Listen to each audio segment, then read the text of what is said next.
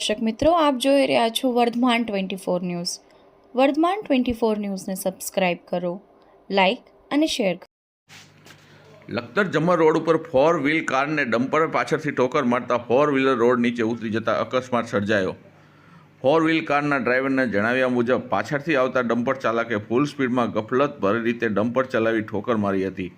Lakhtar જમર road ઉપર આવેલા સરગરા dam પાસે અકસ્માત થયેલ ફોર વ્હીલર કારના ચાલકના જણાવ્યા મુજબ તે સુરેન્દ્રનગર આવેલ ખ્રિસ્તી ધર્મના બે સિસ્ટરને લઈને લખતર સેન્ટ જોસેફ સ્કૂલમાં લઈ જવાની હોય આવી રહ્યો હતો, ત્યારે સુરેન્દ્રનગર તરફથી તેની પાછળ આવી રહેલ ડમ્પર ચાલકે ફૂલ સ્પીડ ગફલતભરી રીતે ચલાવી ઠોકર મારતા ફોર વ્હીલને રોડ નીચે ઉતરી પલટી મારી ગઈ હતી. તેની સાથેની બંને સિસ્ટર ઘાયલ થઈ ગઈ હતી અને તેનો આબાદ બચાવ થયો હતો. રોડ ઉપર આવતા વાહનોને રાહદારીઓ તેમને બહાર કાઢવા હતા.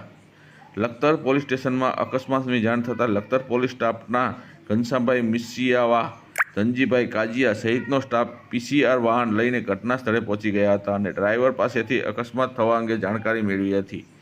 રિપોર્ટર વિજય જોશી, લખતર, વર્ધમાન 24 ન્યૂઝ.